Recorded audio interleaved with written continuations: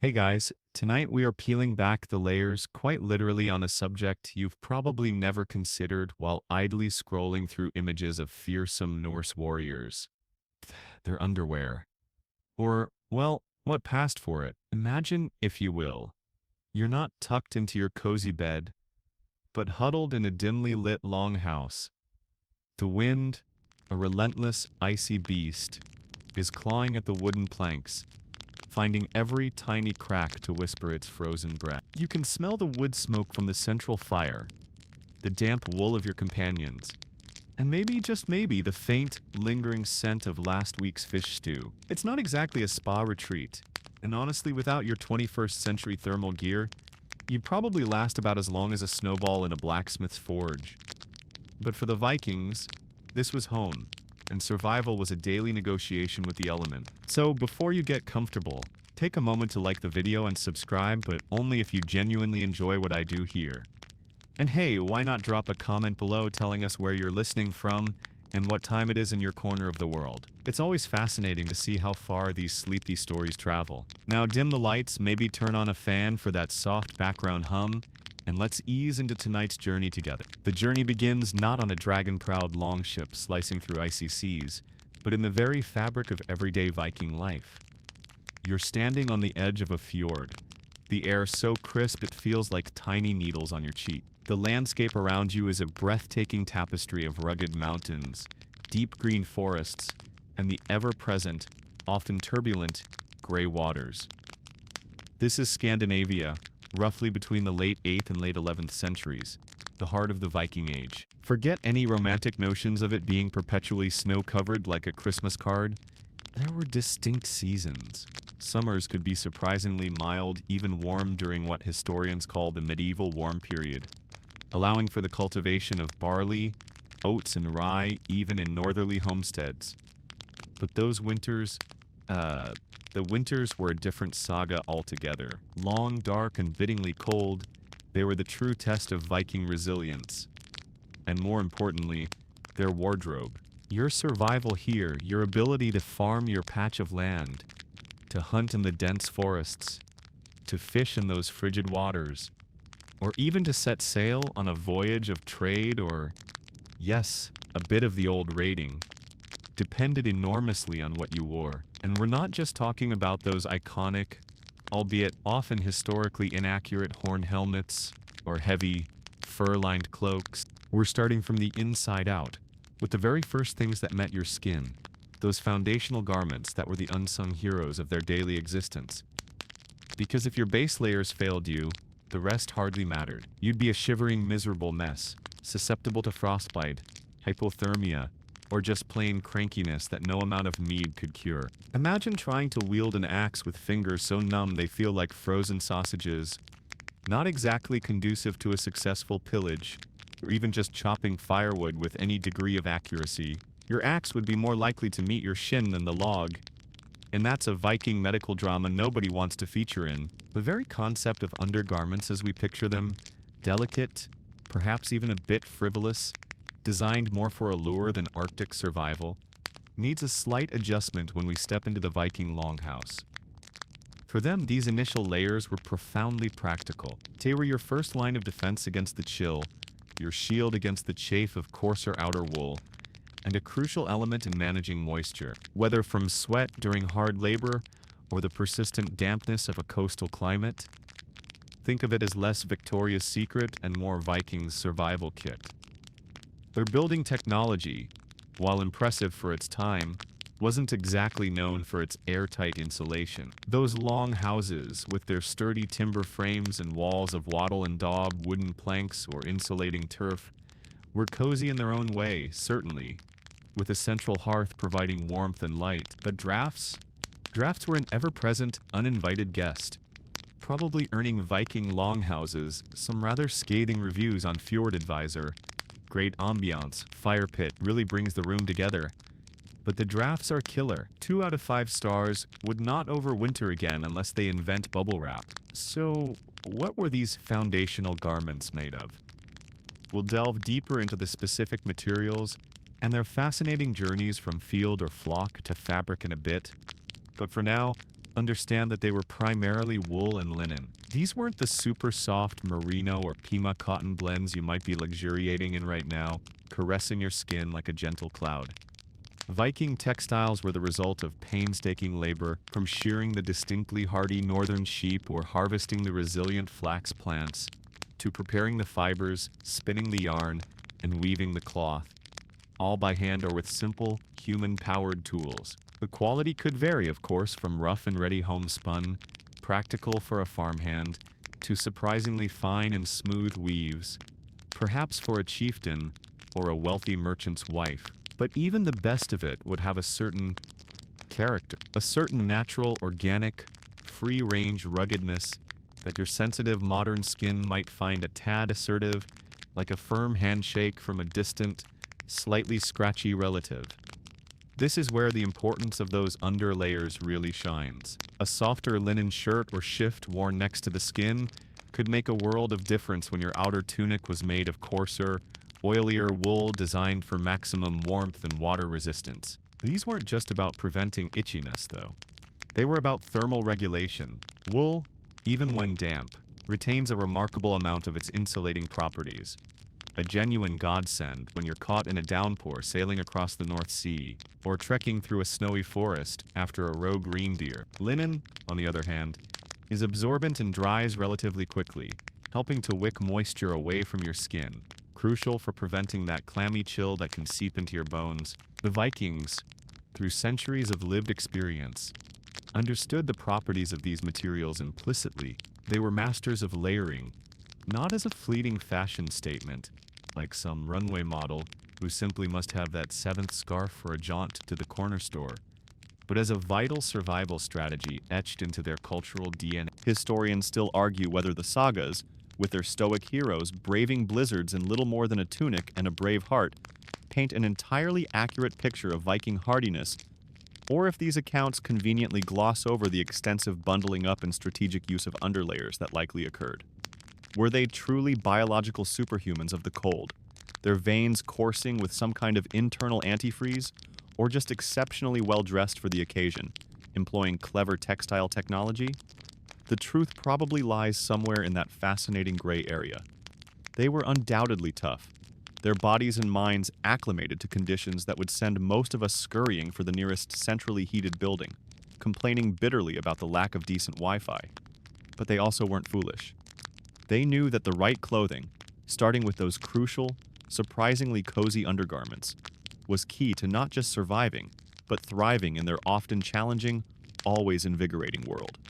One rather interesting, and perhaps slightly squirm-inducing for our modern sensibilities, tidbit about Viking hygiene and comfort relates to what they might have used for absorption or padding in certain situations. While specific evidence for undergarment padding is scarce from archaeological finds, delicate organic materials rarely survive centuries in the soil. We know that sphagnum moss, abundant in the bogs and damp woodlands of Scandinavia, was a highly versatile material. It's incredibly absorbent. Modern science tells us it can hold many times its own weight in liquid, and it possesses natural antiseptic properties, inhibiting bacterial growth. It was widely used as wound dressing and, yes, as a form of readily available toilet paper.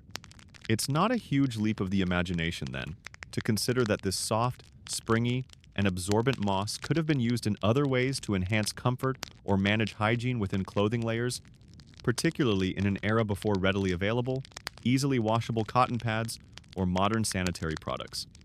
It's one of those little details of daily life that doesn't often make it into the heroic poems about battles and gods, but speaks volumes about their resourcefulness and intimate connection with the natural world. So, as you lie there, feeling the soft sheets against your skin, perhaps enveloped in a gentle warmth, spare a thought for your Viking counterpart from centuries past.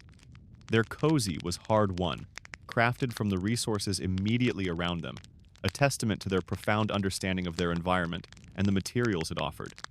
It wasn't about luxury in the modern sense of thread counts and designer labels, but about the profound, almost primal comfort of being adequately protected, warm enough to sleep soundly through the howl of a winter storm, and dry enough to face the next day's labors and adventures. Their undergarments were the unsung heroes of their wardrobe, the foundation upon which their legendary resilience was built. Without these surprisingly well-thought-out base layers, the Viking Age might have been a much shorter and far more uncomfortable chapter in history.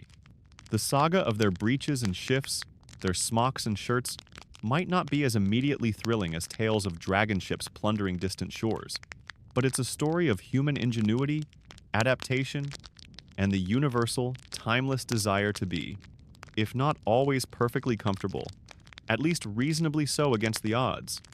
And that, in its own quiet, unassuming way, is pretty epic.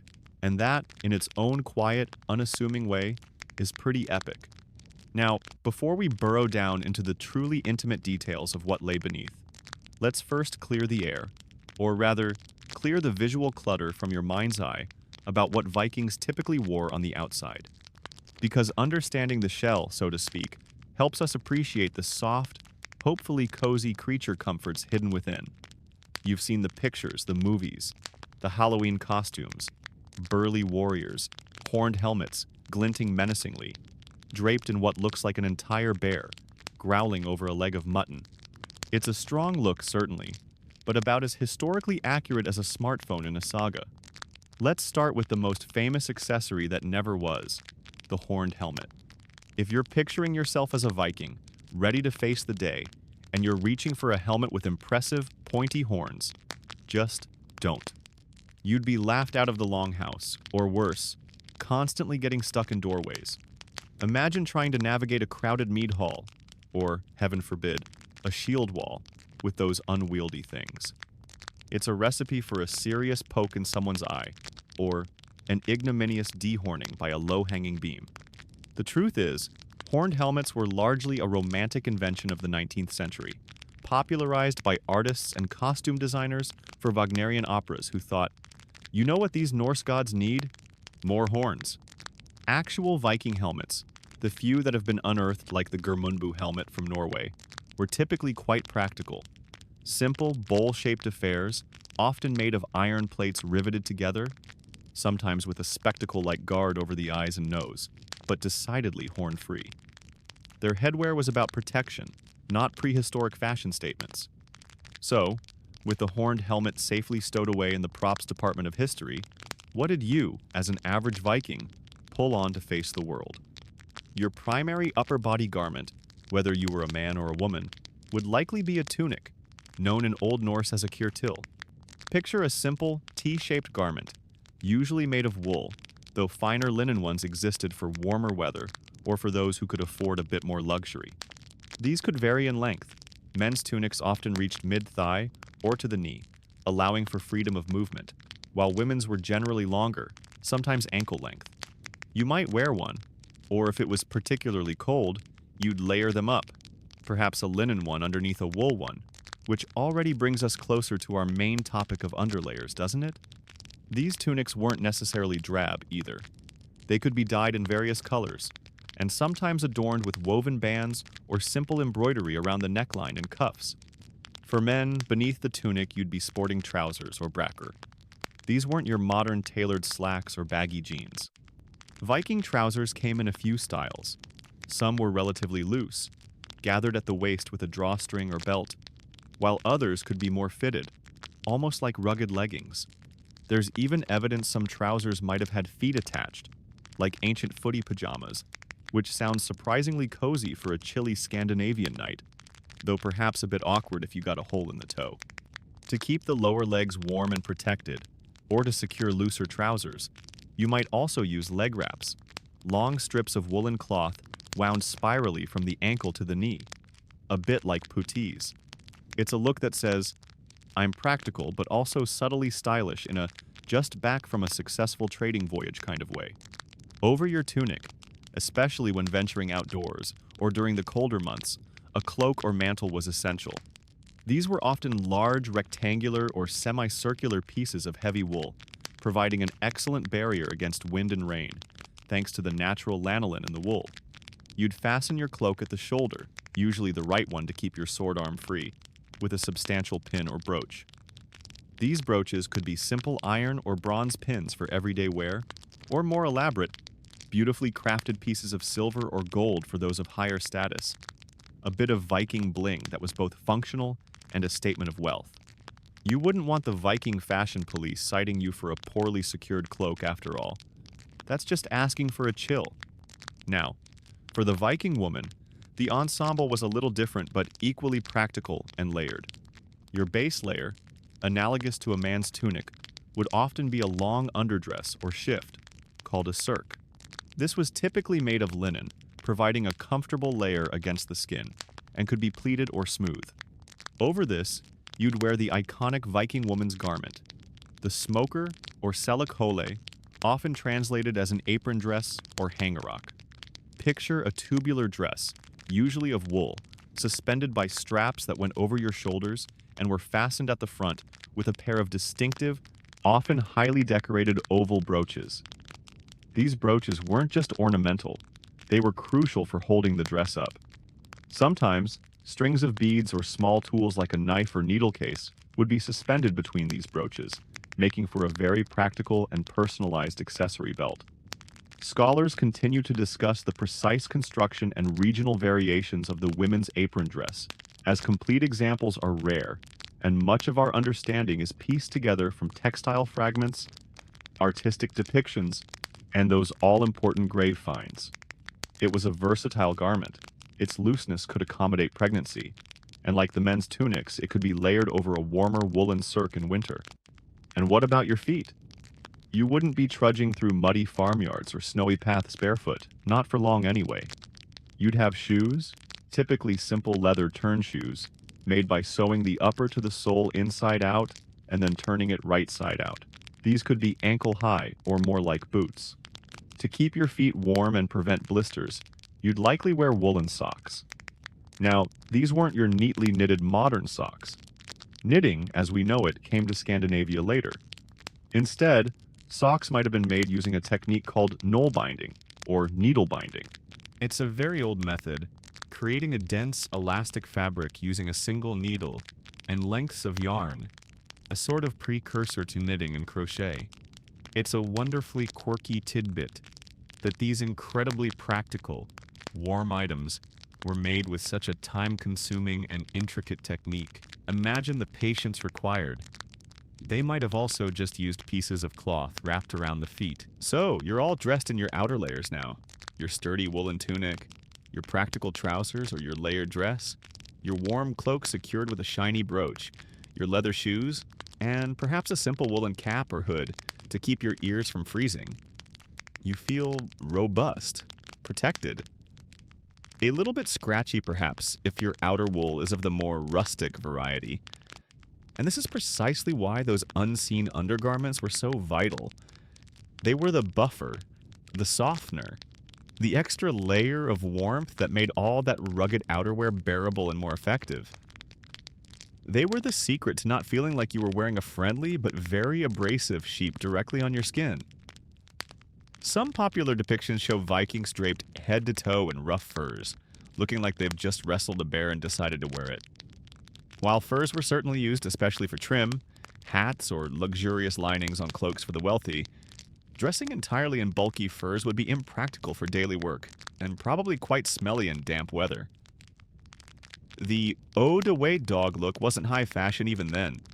Their clothing system was far more sophisticated, relying on these multiple layers of woven textiles. Understanding this outer ensemble, with its focus on durability and protection from the elements, really sets the stage for appreciating the role of the undergarments. They weren't an afterthought. They were an integral part of a carefully considered system designed to keep you functional and surprisingly comfortable in a world that wasn't always kind. It's this system we'll continue to explore as we finally start to peel back those outer layers and see what cozy secrets the Vikings kept closest to their skin. So, let's finally start to peel back those outer layers and see what cozy secrets the Vikings kept closest to their skin. These secrets weren't whispered in runes or buried with treasure maps. They were woven into the very threads of their daily lives, born from the land and the animals they tended. The journey from a shaggy sheep munching on heather to a softish shirt warming your Viking back, or from a field of delicate blue flax flowers to a smooth linen shift against your skin. was a long and surprisingly sophisticated one. It wasn't a quick trip to the old Viking department store for a 3-pack of tunics, that's for sure. Let's begin with wool, the absolute workhorse of the Viking textile world. Imagine you're out in the pasture.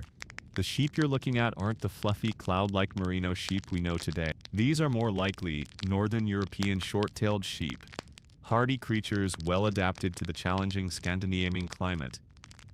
They're a bit scraggly perhaps, but their fleece is a treasure twice a year, or sometimes by a process called ruing, which is essentially plucking the wool by hand when the sheep naturally sheds its winter coat. You'd gather this fleece. The sheep probably didn't fill out many positive comment cards about the ruing experience, but it yielded wool that was ready for processing without cutting the fibers. Once you've got your pile of wool, the work is just beginning. First, it needs cleaning, picking out the twigs, thorns, and other bits of landscape that the sheep generously collected for you. You might wash some of the lanolin out, that's the natural grease in wool, but often a good amount was left in, especially for outer garments, because lanolin is wonderfully water resistant. Then comes sorting, separating the wool by quality and even natural color, as these sheep came in shades of white, gray, brown, and black. The finest, softest wool, perhaps from the neck and belly, would be prized for garments worn closer to the skin. Next, you'd prepare the fibers for spinning. This involved carding or combing. Using a pair of wool combs, which look a bit like sturdy dog brushes with long metal teeth, you'd draw the wool through them repeatedly. This untangles the fibers, removes any remaining short bits or debris, and aligns them all more or less in parallel, creating a lovely, airy roll of wool called a sliver or a rowlag, ready for the magic of spinning. This process alone took hours of patient work. And then, the spinning itself. You're probably picturing a fairy tale princess at a large spinning wheel, but for most of the Viking Age, the tool of choice was the drop spindle. This beautifully simple device consists of a shaft of wood with a weight, called a whorl, at one end, made of stone, bone, pottery, or amber. You'd attach the wool fibers to the spindle, give it a twirl, and let it drop, its rotation twisting the fibers into yarn as it fell. You'd then wind the newly spun yarn onto the spindle and repeat the process, over and over and over. It was a constant rhythmic task, often performed by women, filling any spare moment, while walking, watching the children, or chatting by the fire. Think of it as the original fidget spinner, but one that actually produced something incredibly useful, rather than just annoying everyone in a 3-foot radius. The skill involved in producing fine, even yarn with a drop spindle was considerable, and the sheer amount of yarn needed for even a simple tunic was immense. Now, let's turn our attention to linen, the other star player in the Viking Undergarments saga, and a material that speaks of summer fields and a different kind of labor. Linen comes from the flax plant, a slender plant that, for a few glorious weeks in summer, would cover fields in a haze of delicate blue flowers. Harvesting flax wasn't a gentle business of snipping stems. You'd pull the entire plant up by the roots to preserve the full length of the fibers. After bundling and drying the flax stalks, the seeds would be removed by a process called rippling, drawing the stalks through a large comb. Then came retting, the part of linen production that you definitely smell before you saw.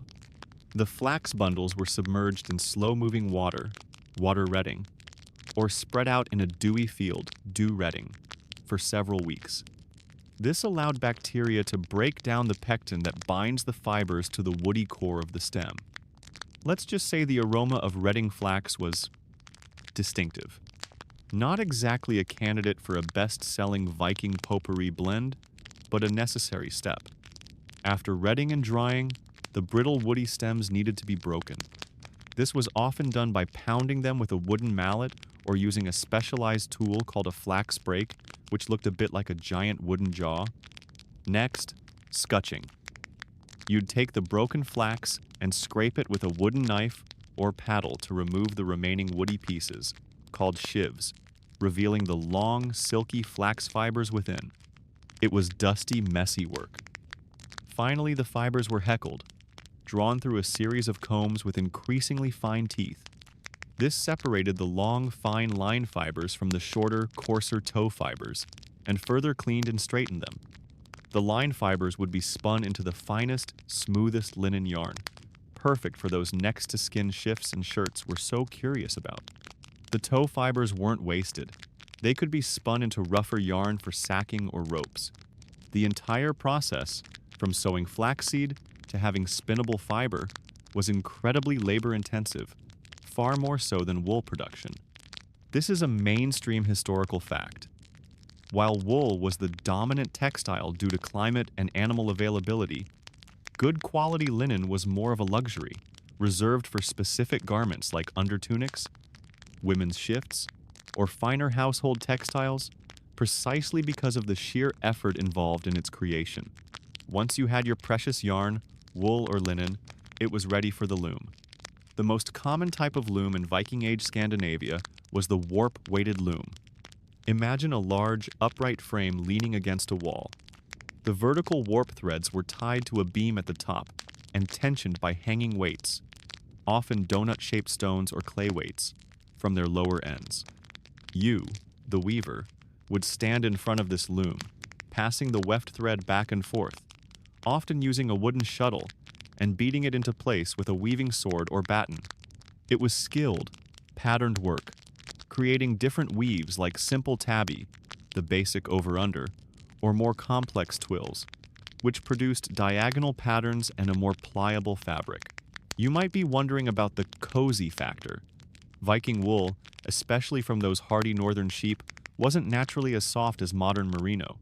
However, through careful selection of fleeces, skillful processing, and sometimes a process called fulling, where the woven wool cloth was beaten and agitated in water to make it thicker, softer, and more felt-like, it could be made surprisingly comfortable.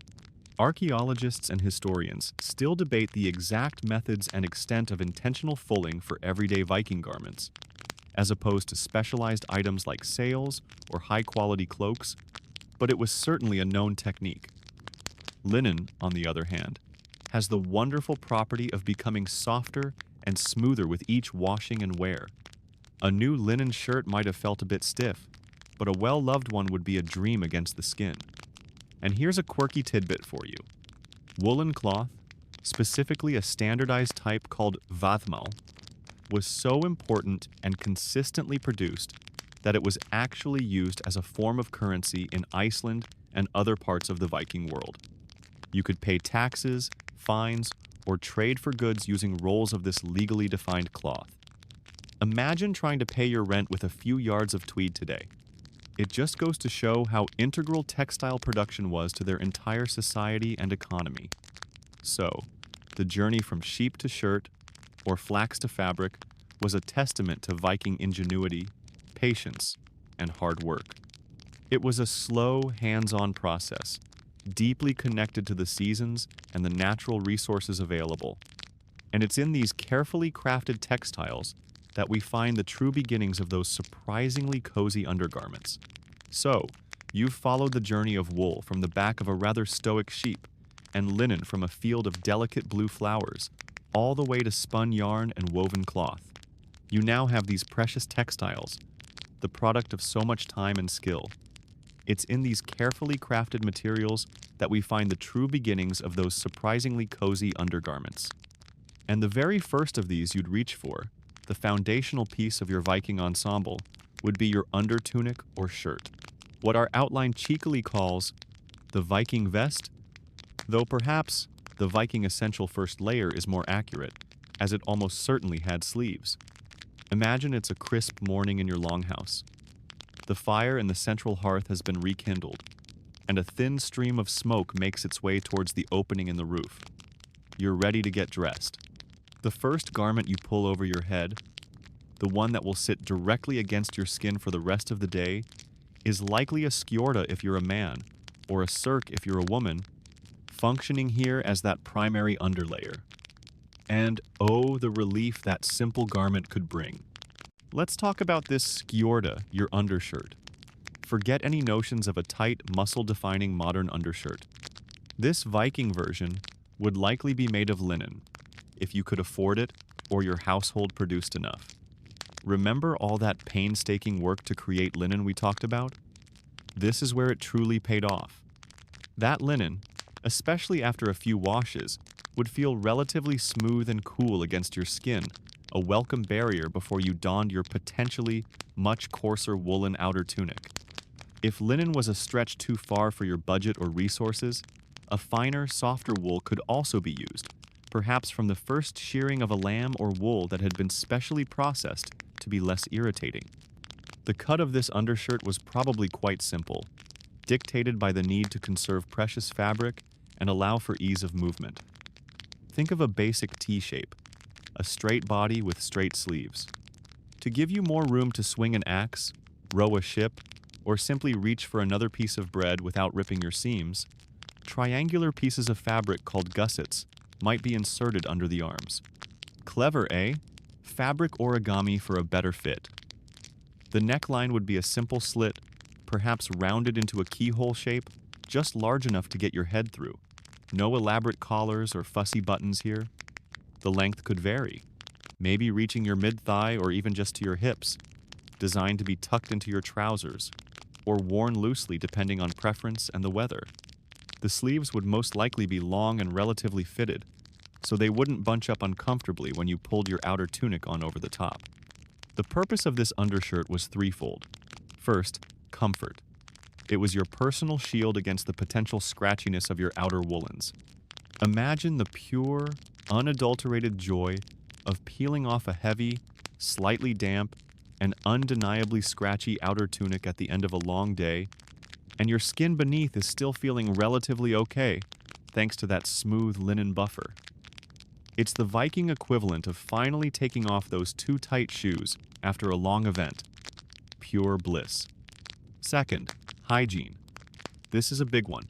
Your undershirt was the garment that absorbed most of the sweat and body oils. Being made of linen or a lighter wool, it was far easier to wash than your heavier, often dyed, and more complex outer tunics or dresses. You wouldn't want to be constantly subjecting your prized, perhaps even decorated, outer layers to the rigors of Viking laundry day, which probably involved a lot of beating clothes against rocks by a cold stream, perhaps with some wood ashlie as a detergent. So, having a dedicated, washable underlayer was a smart move, helping to keep you and your more valuable outerwear cleaner for longer. It's a mainstream historical fact that linen undertunics or shifts were common next-to-skin garments for both men and women in the Viking Age, precisely for these reasons of comfort and hygiene. Third, of course, was warmth. While linen itself isn't the warmest fiber, any extra layer helps trap body heat. And in a drafty longhouse or out on a windswept fjord, every bit of trapped warmth counted. This undershirt was the first component in that crucial layering system we touched upon earlier. For women, the cirque, when worn as the primary undergarment, served much the same function. Usually made of linen, it would be a long shift or chemise, perhaps ankle length, with long sleeves. It provided that same barrier of comfort against outer woolen dresses like the smoker, wicked away moisture, and added a foundational layer of warmth. Given that women's outer apron dresses often left the arms bare or were sleeveless, the long sleeves of the linen cirque peeking out would also have been a common sight and could even offer a subtle contrast in texture or natural color. Now, were these undertunics fancy? Probably not. For everyday wear, they were likely undyed, the natural creamy white or beige of linen, or the varied natural shades of wool. Decoration, if any, would be minimal, perhaps just a neatly hemmed edge. Their beauty lay in their utility, in their quiet, diligent service. Archaeological evidence for these plain, everyday undertunics is often indirect. Linen, being a plant fiber, decomposes much more readily in the soil than wool, especially in the acidic conditions found in many parts of Scandinavia. So, while we find plenty of woolen fragments and those impressive metal brooches and belt buckles, the humble linen undershirt often returns to the earth, leaving only faint traces or being inferred from the presence of outer garments and textile tools. This means their exact cut, the prevalence of different styles across all social strata, and even how many one person might own are still matters of ongoing interpretation by textile historians and archaeologists. They're piecing together a puzzle with many missing pieces, relying on surviving fragments from exceptionally well-preserved sites, depictions in art, though these are rare and often stylized, and a deep understanding of historical textile technology. Here's a slightly quirky or fringe thought. Could some of these undertunics, particularly for warriors who might wear leather or even mail armor, have been a bit more substantial, perhaps even lightly padded or quilted? While direct archaeological proof of quilted undertunics from the Viking Age is elusive, it's not an unreasonable speculation. A padded layer, perhaps with wool fleece, or even that versatile sphagnum moss packed between two layers of linen, would have offered significant extra comfort and protection against the chafing and impact of armor. It's the sort of practical adaptation that resourceful Vikings might well have developed, even if it hasn't survived clearly in the archaeological record. Think of it as a bespoke, organic, anti-chafing solution. So you're there, in your linen or fine wool undershirt. It's not a vest in the sleeveless sense, but it's certainly your core, your vested interest in starting the day right. It feels good. It's clean, or at least cleaner than your outer stuff. It's a small personal luxury in a world that wasn't always luxurious. It's the difference between facing the day with a sigh of contentment or an impending itch. And as you stand there, feeling that simple fabric against your skin, you're ready for the next layer, ready to build upon this surprisingly cozy foundation. It's like putting on your favorite pair of soft pajamas before adding a dressing gown. That first layer just sets the tone for comfort. You're standing there in your longhouse, the morning air still holding a bit of a nip, and you've got your foundational undershirt, your skjorta or cirk, already on. That first layer just sets the tone for comfort, a soft promise against your skin. Now, it's time to address your lower half, to delve into the world of Viking breeches and wraps, the garments that kept your legs from turning into icicles during those bracing Scandinavian winters, or protected them as you trudged through dense undergrowth. So, what are you reaching for? If you're a Viking man, you're looking for your bracker, your trousers, and these weren't a one-style-fits-all affair. Oh no, Viking men had options, a veritable smorgasbord of trouser designs, each with its own particular charm and practicality. You might have a pair of simple, loose-fitting trousers, gathered at the waist with a drawstring woven from wool or leather, or perhaps held up by a belt looped through carriers. These would be comfortable, easy to move in, perfect for a day of farming or mending nets. The fabric, most commonly wool, would be sturdy and warm, perhaps a sensible, undyed dark wool, or if you were feeling a bit more dandy, a dyed color or even a subtle woven pattern. Then there were the more fitted styles. These would require a bit more tailoring, perhaps with shaped pieces of fabric to hug the legs more closely. These might have been favored by warriors or horsemen, offering less flapping material to get snagged and a sleeker silhouette. And here's a rather intriguing option. Some Viking trousers appear to have had feet attached, essentially creating a pair of woolen footy pajamas for grown-ups. These were known as skobrakkur, shoe trousers, or leistabrakkur, sock trousers. Imagine the convenience. No need for separate socks. But also, imagine the potential for the dreaded soggy sock syndrome if you stepped in a puddle. And trying to get them on in a hurry if one foot got twisted could lead to some rather undignified hopping around the longhouse. The height of Viking convenience or a disaster waiting to happen? Perhaps both. You'd definitely not be aiming for the no-show sock look with these. These trousers were typically constructed with a keen eye for practicality and conserving precious woven cloth. Patterns were often based on rectangles and triangles, with gussets, those clever triangular inserts again, in the crotch to allow for a greater range of movement. You wouldn't want your trousers splitting at an inopportune moment, whether you were leaping onto a longship or just bending down to retrieve a dropped whetstone. Now, what about what was or wasn't underneath these bracker? The exact prevalence and style of dedicated undertrousers or brays worn beneath the main trousers by Viking men is still debated by scholars. Direct archaeological evidence for such intimate apparel is incredibly scarce, as these would likely have been made of fine linen or wool that rarely survives the centuries. Sagas and written accounts are often maddeningly ambiguous on such personal details, more concerned with heroic deeds than underpants. It's quite possible that for many, the undershirt was long enough to provide some coverage, and the woolen trousers themselves were the primary leg layer. However, the concept of linen brays, or undershorts, certainly existed in other parts of Europe around this time, so it's a continued point of discussion for those who ponder the particulars of Viking unmentionables.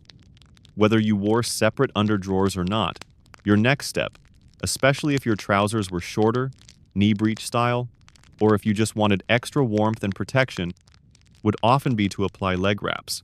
These are known as vindingur or benviklinger in Old Norse, and they were essentially long strips of woolen cloth, typically a few inches wide and many feet long. You'd wind these spirally around your lower legs, from the ankle up to the knee, over your trousers. It was a skill to wrap them neatly and securely, ensuring they stayed up throughout a day of activity. Once on, they provided a fantastic extra layer of insulation, protected your trousers from snags and dirt, and even offered a bit of support to your muscles. Think of them as the Viking equivalent of compression wear, but much woollier. A well-wrapped pair of legs might have even been admired. Forget nice shoes. It was all about the neat wraps. These leg wraps weren't always just plain strips of cloth either. This is a rather quirky tidbit. Some surviving examples, like those from finds in Hedeby or York, show that leg wraps could be woven in intricate patterns, such as a diamond twill, or have contrasting colored edges. This suggests they weren't purely utilitarian, but could also be a subtle form of personal expression or even a display of status or regional identity. Imagine the care taken to weave these long, beautiful bands, only for much of their pattern to be obscured by the overlapping wraps. It speaks to a quiet pride in craftsmanship, even in everyday items. They were usually fastened by simply tucking the end in securely, though some might have been tied or, more rarely, secured with small hooks or pins. And what about hose or stockings, the hosa? These were separate leg coverings, like long socks, reaching up to the knee or even the thigh. They could be made of woven wool fabric, cut and sewn to fit the leg, or perhaps crafted using that ingenious knoll binding technique we mentioned earlier, which would create a stretchy, snug fit. These would be worn with shorter breeches, or perhaps even by themselves under a long tunic in some circumstances, though trousers were the norm for men. If they went high enough, they'd need garters or ties to hold them up, perhaps fastening to a belt or the aforementioned, and still debated, brays. As for Viking women, their leg wear situation was a bit different. They typically wore long dresses like the serk and smoker that reached their ankles, so their legs were generally not on display. This meant that trousers or elaborate leg wraps weren't part of their standard attire. However, they certainly wore stockings or socks for warmth, especially in winter. These would have been made of wool, possibly knoll-bound for a good fit, and would have been a crucial, if unseen, part of their layered ensemble to keep their feet and lower legs cozy. So, you're now standing in your undershirt and your chosen style of Viking trousers, perhaps with your lower legs snugly encased in neatly wound leg wraps. You're starting to feel properly dressed, insulated from the chilly air. The wool of your trousers feels sturdy, and if you've got those leg wraps on, there's a pleasant sense of firmness and support around your calves.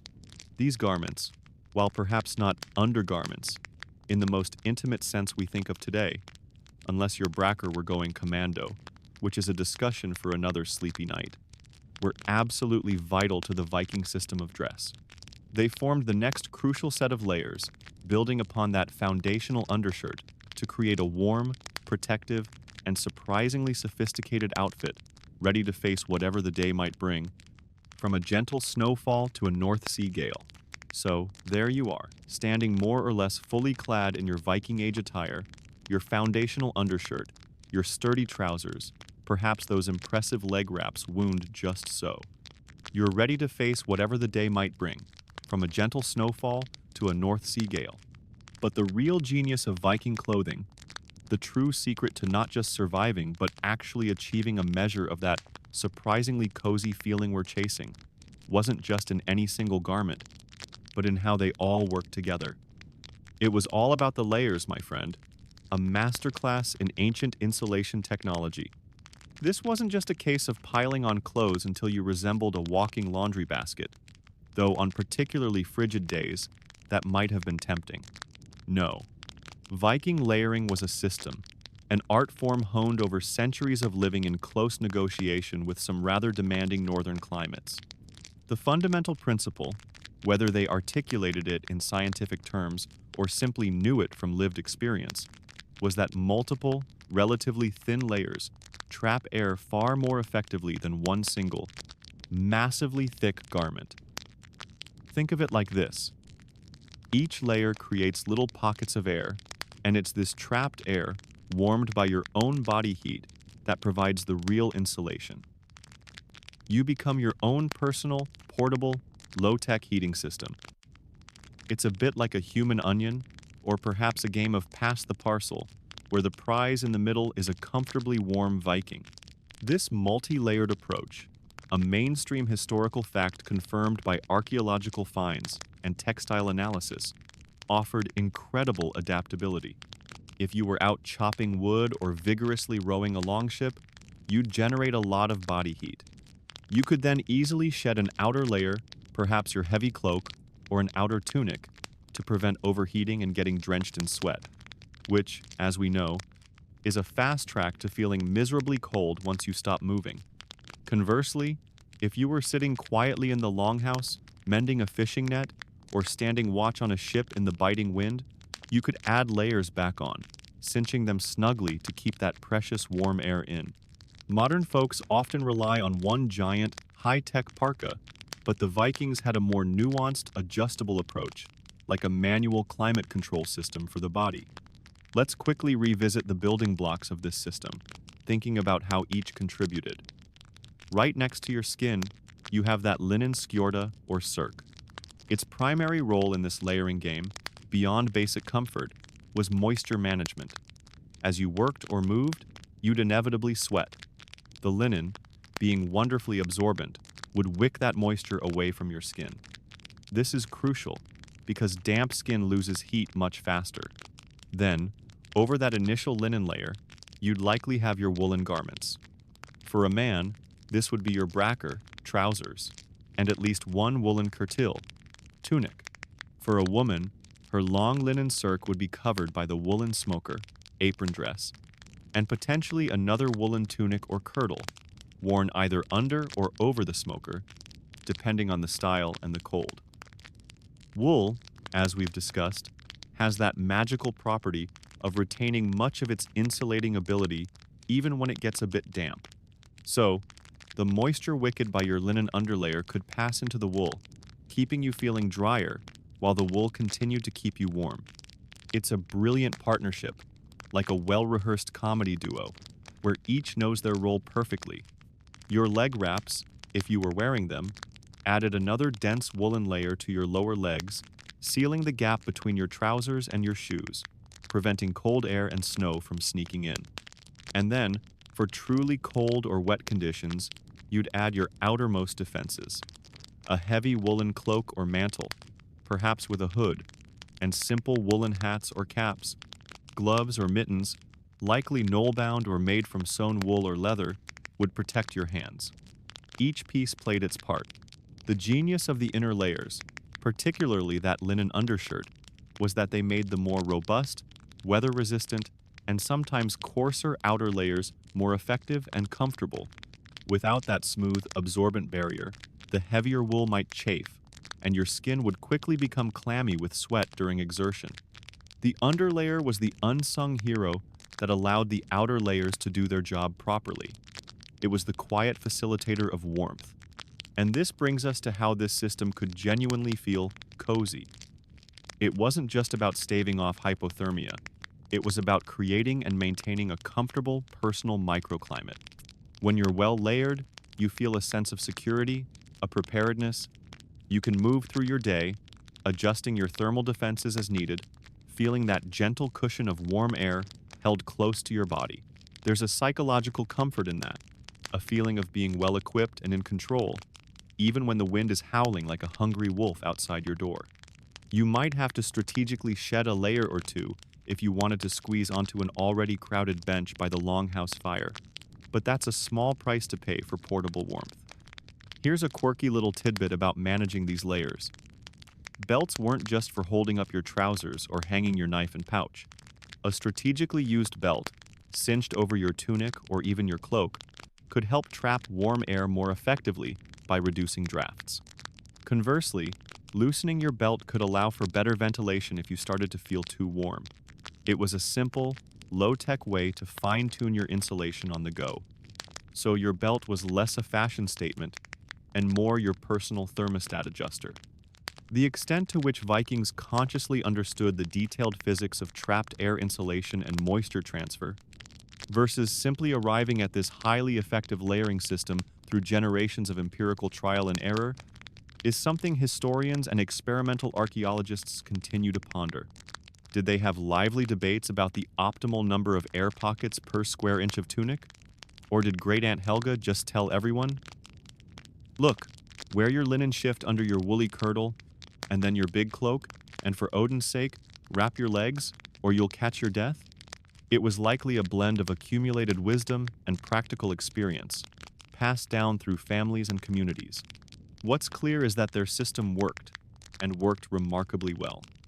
It allowed them to thrive in environments that many would find daunting even today with all our modern gear. Their mastery of layering, incorporating those crucial inner garments, was a key to their resilience, their ability to travel vast distances, and to simply live their lives with a degree of comfort that might just surprise you. It wasn't about bulky, singular defenses, but about an intelligent, adaptable symphony of textiles working in concert.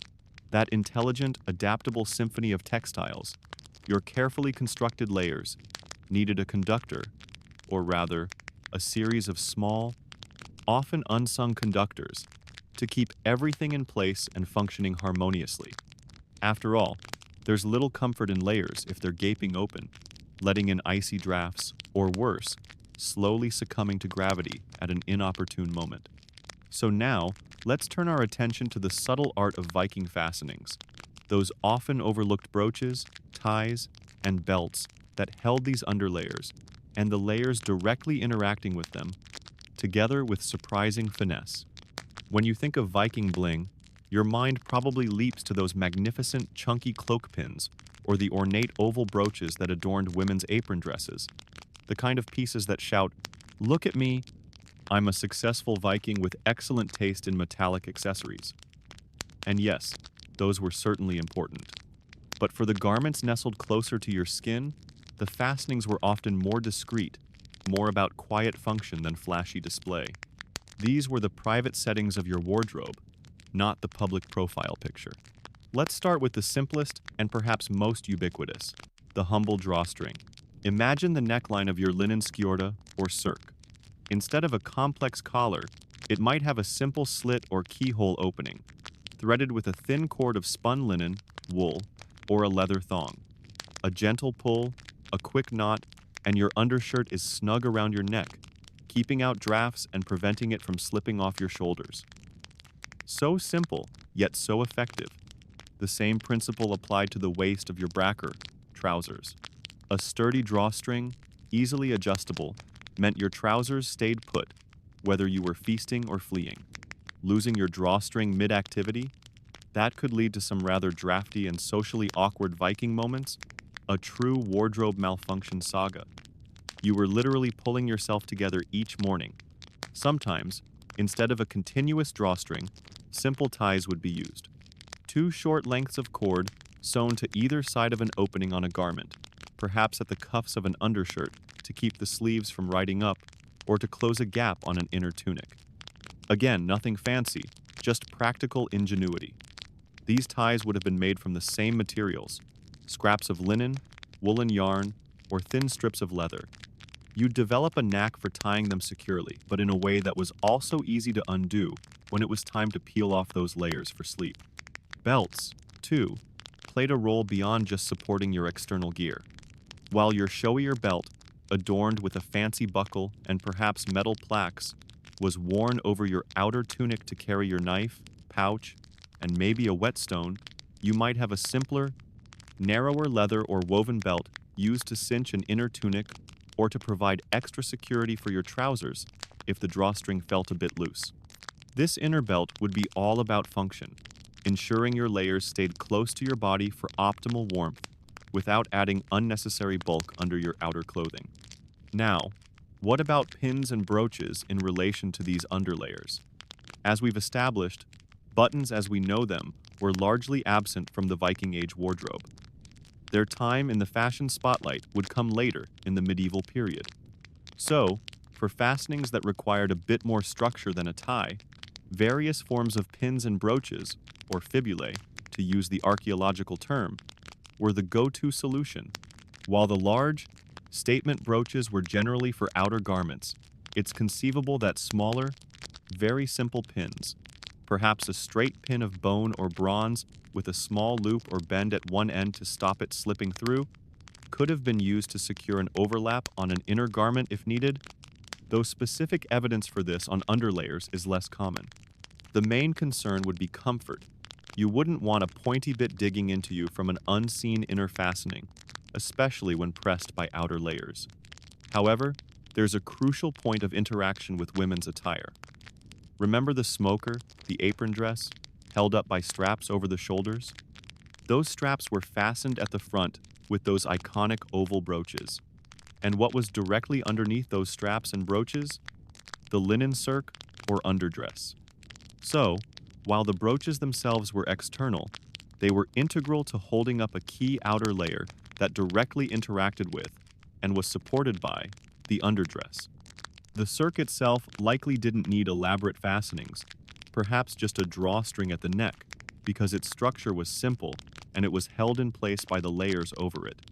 The fact that these grand outer brooches existed meant that inner fastenings had to be subtle.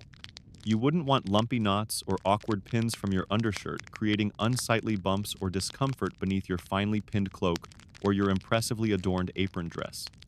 This necessity for unobtrusiveness is where the finesse truly lies, creating secure closures that didn't interfere with the comfort or appearance of the subsequent layers. Here's a quirky little tidbit for you.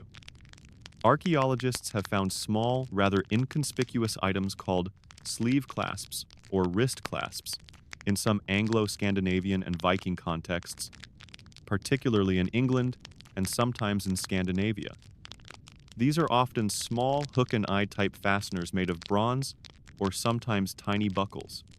The thinking is that these could have been used at the cuffs of an undershirt or a fine inner tunic to ensure a snug fit around the wrist. This would prevent the sleeve from riding up when putting on an outer layer and would also provide a neat, close finish, trapping a bit more warmth. They are the epitome of subtle, functional finesse. When we look at some of the more enigmatic pins, like the ringed pins, which have a loose ring attached to the pin head, there's ongoing discussion. These are often quite beautiful, with long shanks and decorated rings, commonly found in Viking graves in places like Ireland and Scotland, as well as Scandinavia.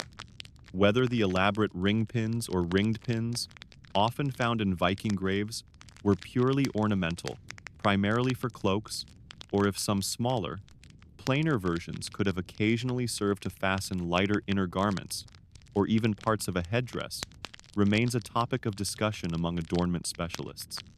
Their exact function isn't always clear, but they represent another non-button solution to keeping fabric together. So, your Viking self is now not just layered, but securely fastened. Your drawstrings are cinched, your ties are knotted, your belts are buckled or tied. Everything feels secure, contained. There's a certain satisfaction in these simple mechanisms, a gentle tension that speaks of order and readiness.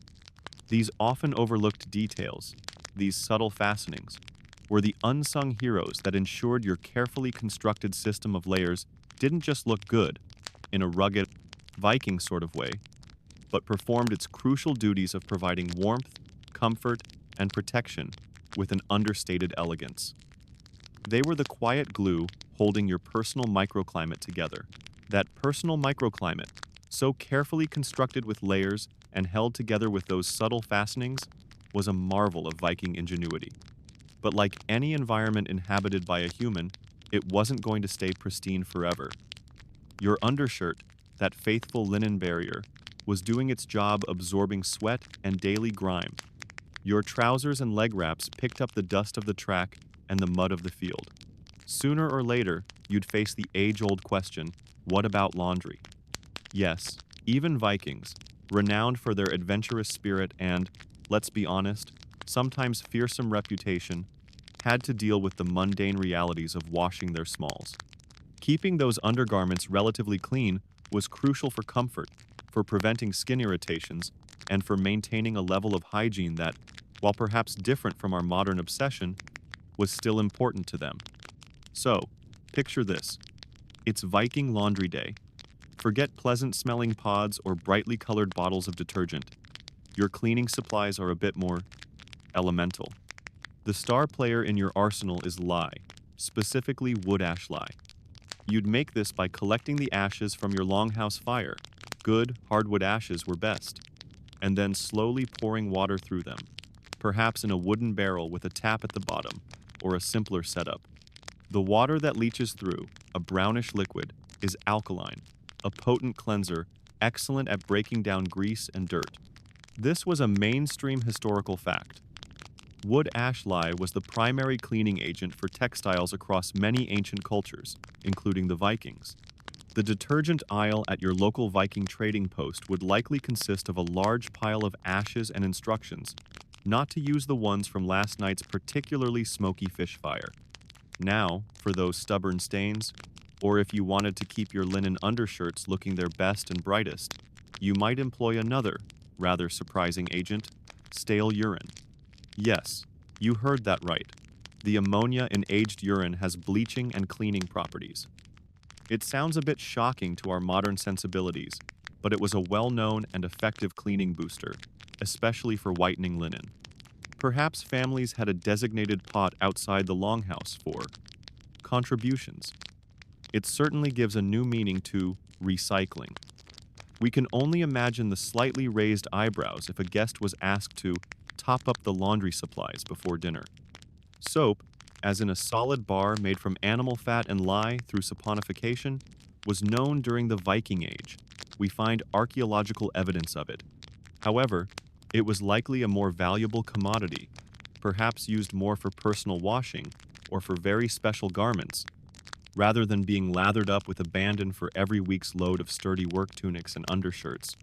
Fuller's earth, a type of clay that absorbs grease, might also have been used if available locally.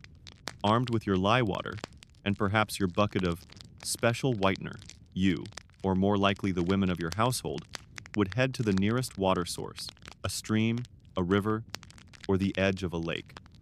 You wouldn't want to do your laundry in the same spot you collected your drinking water, for obvious reasons. The process itself was hard, physical labor. Forget a gentle wash cycle. You'd be kneeling by the cold water, plunging the clothes in, and then beating them against smooth, flat rocks with gusto. This agitation helped to dislodge the dirt. Wooden paddles or washing bats might also be used to pound the textiles. Imagine the rhythmic thwack, thwack, thwack echoing by the waterside, the original Viking power wash. You'd scrub stubborn spots by hand, your knuckles red and raw from the cold water and the coarse fabric. One can almost hear a Viking matron complaining that the river rocks just weren't as good for beating clothes as they were in her grandmother's day.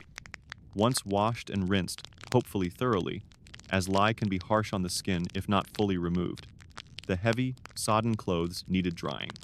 On a sunny, breezy day, you'd spread them out on bushes, drape them over rocks, or perhaps hang them on a simple line made of rope if you had one. The fresh air and sunshine would do wonders. But what about those long, dark, damp Scandinavian winters? Drying clothes indoors near the longhouse fire was an option, but it came with its own set of challenges. The air would become thick with humidity, and everything would take on the faint, smoky scent of the hearth, perhaps leading to the popular Viking perfume, Eau de Longhouse Hearth Chick. There was also the constant risk of sparks or getting garments too close to the flames and scorching them. How often did this laundry marathon occur? That's a tricky question. and the precise frequency with which Viking Age people laundered their various garments, especially underlayers versus outer layers, and how this varied across social classes or seasons, is difficult to determine with certainty from archaeological evidence alone, relying instead on ethnographic parallels and textual hints. Undergarments, being next to the skin, would certainly have been washed much more frequently than the heavy woolen outer tunics and cloaks. Outerwear was more likely to be aired out, brushed to remove dirt, or spot cleaned. You might not be washing your linen undershirt daily, but you'd want to do it regularly enough to keep feeling reasonably fresh and to prevent it from walking off on its own. This whole process, from collecting ashes and other ingredients, to hauling water or clothes to water, to the back-breaking work of washing and wringing, and then the patient process of drying, was incredibly labor-intensive. It really makes you appreciate the simple act of tossing a load into a machine. And here's a quirky thought. While the work was undeniably hard, was Laundry Day also a communal event? A time for the women of a household or a village to gather, to share news and stories, to offer support and companionship, even as they scrubbed and pounded? It's quite possible that these shared chores formed an important part of social cohesion. The effort involved highlights just how much they valued the outcome.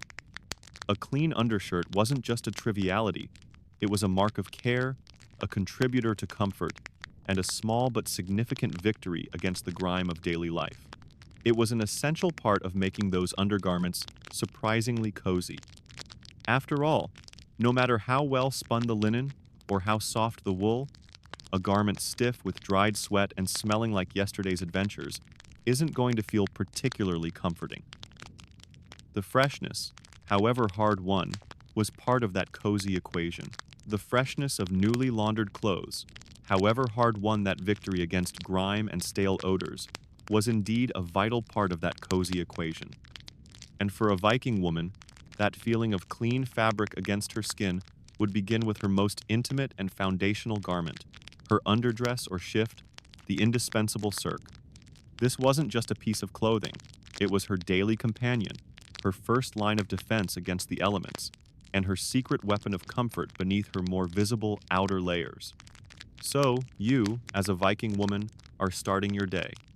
After the rigors of that laundry session we just imagined, perhaps you're now reaching for a cirque that feels wonderfully soft and smells faintly of sunshine and clean air, or, if dried indoors, perhaps a subtle hint of wood smoke, which we'll call Viking potpourri.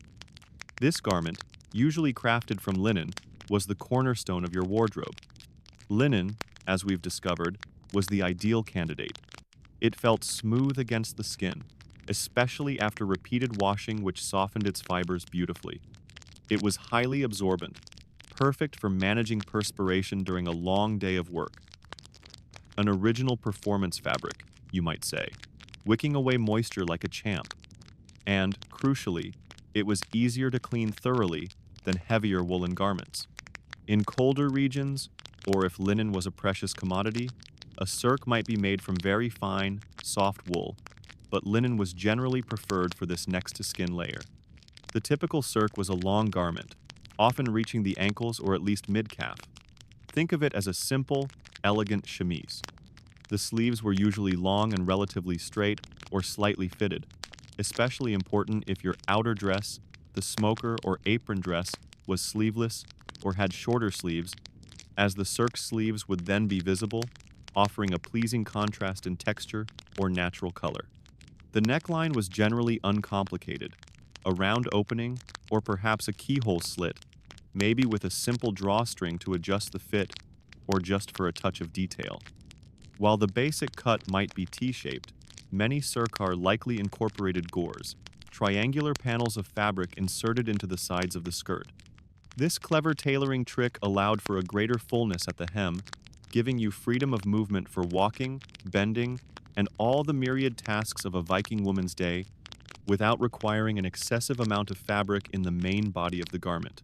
Waste not, want not was a practical Viking motto. The primary purpose of the cirque was multifaceted.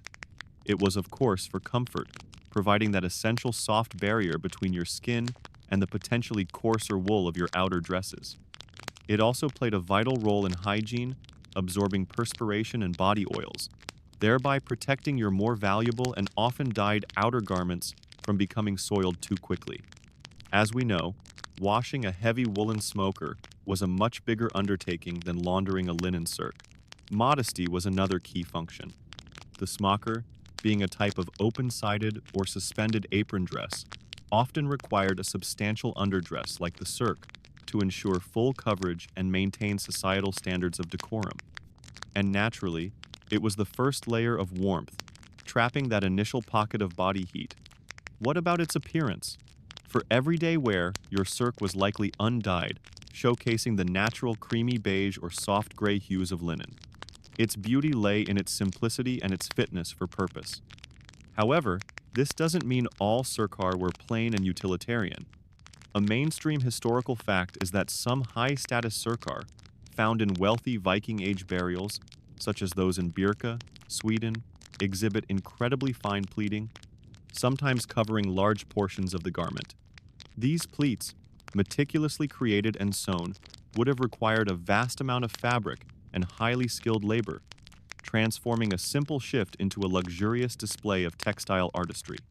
Imagine trying to maintain those pleats with Viking Age ironing techniques, likely using smooth, warmed stones or glass linen smoothers. It would have been a commitment. The exact nature and extent of decoration on everyday circar, beyond practical hemming or the occasional fine pleating in wealthier burials, remains a subject of ongoing research, as most surviving examples are plain or too fragmentary to tell their full story. Now, a rather delicate and quirky question might arise. Did Viking women wear anything under the cirque? Was there a Viking equivalent of a bra or other more intimate underpinnings? Direct archaeological evidence for such garments is virtually non-existent. No Viking bras have been dug up, sadly for those hoping for such a find. However, women throughout history have sought comfort and support. It's plausible that simple bands of linen were used as breastbands, wrapped around the torso for support, especially during physical activity. Alternatively, the cut and construction of the cirque itself, particularly if it was well fitted in the bodice, might have offered a degree of shaping or support. This is highly speculative, of course, a fringe area of thought. But it's a reminder that the absence of evidence isn't always evidence of absence when it comes to the most perishable and intimate aspects of daily life. The cirque was designed to work in harmony with your outer layers. The neckline and sleeves often peeked out from beneath the smoker, adding visual interest. The length of the cirque often dictated the overall silhouette, a graceful sweep of fabric around your ankles as you moved through the longhouse or walked along the fjord. If you wore an additional woolen kirtle or caftan for warmth, the cirque remained that constant, comfortable presence beneath it all. For you, as a Viking woman, slipping into your clean cirque would be a moment of quiet satisfaction. The feel of the softened linen, the way it moved with your body, the knowledge that you were properly and comfortably dressed according to the customs of your people, these all contributed to that feeling of everyday coziness. It allowed you to face your day, whether it involved overseeing the household, working at the loom, tending the animals, or preparing food, with a sense of well-being. It was a simple garment, yes, but its importance in the daily life, comfort, and even the identity of a Viking woman cannot be overstated. It was the gentle, steadfast foundation of her attire, an unsung hero of her wardrobe. That linen cirque, the unsung hero of a Viking woman's wardrobe, provided a gentle, steadfast foundation of comfort. And if such care was taken for adult well-being, you can be sure that the smallest members of Viking society, the children, were also wrapped in layers designed for practicality, warmth, and as much coziness as could be mustered in a world that didn't always coddle its young. So, let's peek into the world of small Viking style and see how their underlayers set them up for days of play, learning, and simply growing up. Dressing a Viking child wasn't about outfitting them in the latest miniature high-fashion trends from Constantinople. The overarching principle was practicality. Their clothes needed to allow for all the tumbling, running, and exploring that childhood entails. They needed to withstand a fair bit of wear and tear. Knees got muddy, sleeves got snagged, and, of course, in the often demanding Scandinavian climate, keeping children warm and protected from the elements was paramount. Much like their parents, Viking children were clothed in layers, a system that could be adapted to the weather and their activity levels. You wouldn't send little Astrid or Bjorn out to play in a blizzard with just a thin tunic, any more than you'd expect them to sit sweltering by the summer fire in a heavy wool cloak. It's a mainstream historical fact that Viking-age children's clothing largely resembled simpler, more functional versions of adult garments, primarily crafted from wool and linen. At the very heart of a child's wardrobe, right next to their sensitive skin, would be an underlayer, a simple shift or shirt. For infants and very young children, this might be a soft linen gown or smock, easy to slip on and off. As they grew, boys would graduate to small undershirts similar to their father's skjorta, and girls to a simpler version of their mother's serk. These underlayers, ideally made from the softest available linen or well-worn, fine wool, served the same crucial purposes as for adults. They provided a comfortable buffer against coarser outer woolens, absorbed sweat and grime, because let's face it, children are magnets for both, and were much easier to wash than the sturdier outer clothes. Imagine trying to wrestle a wriggly Viking toddler into multiple layers. You'd want that first layer to be as fuss-free as possible for everyone's sanity. Given how quickly children grow, probably faster than you could say, Ragnarok is coming. Their clothes might have been made with a bit of room to spare, perhaps with deep hems that could be let down, or adjustable drawstrings and ties that allowed for expansion. Hand-me-downs were almost certainly a staple of the Viking child's wardrobe, with garments passing from older sibling to younger, mended and patched until they could be mended no more. Every scrap of precious, laboriously produced textile was valuable. For babies, swaddling was likely a common practice, wrapping the infant snugly in strips of linen or soft wool. This not only kept them warm, but also provided a sense of security, much like today. And what about the Viking equivalent of diapers? While disposable diapers were many centuries away, resourceful Viking parents likely used what was available. Our old friend sphagnum moss, with its incredible absorbency and antiseptic properties, makes another appearance here as a very plausible option. Soft, absorbent pieces of old linen or wool cloth would also have been used, requiring diligent and frequent washing. Another round of that rather demanding Viking laundry we discussed, but on a smaller, perhaps even more urgent scale. Talk about an eco-friendly diaper solution. Centuries before it was a trend, over their essential underlayers, children would wear practical outer garments. Little boys would have small woolen tunics and trousers, perhaps with leg wraps if it was very cold. Little girls would wear simple woolen dresses or tunics, perhaps a very basic version of the apron dress as they got older.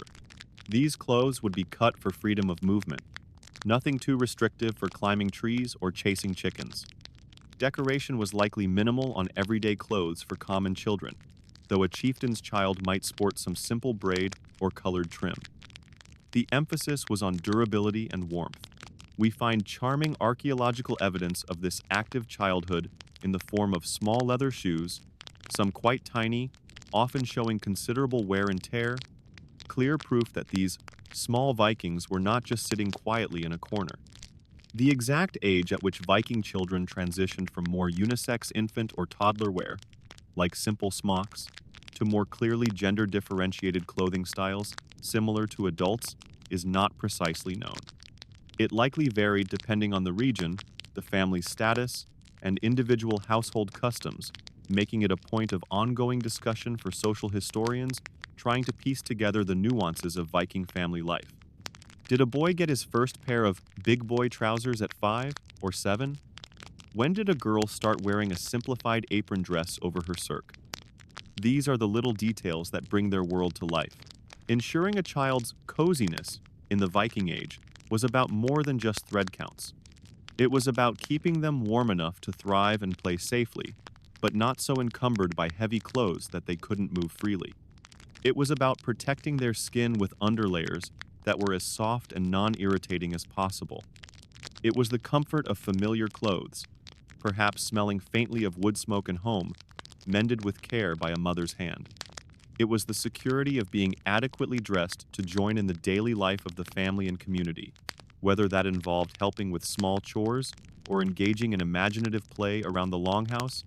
While toys as we know them were not mass-produced, archaeologists occasionally find small, roughly made textile items, perhaps a simple doll made of cloth scraps or a little stuffed animal shape.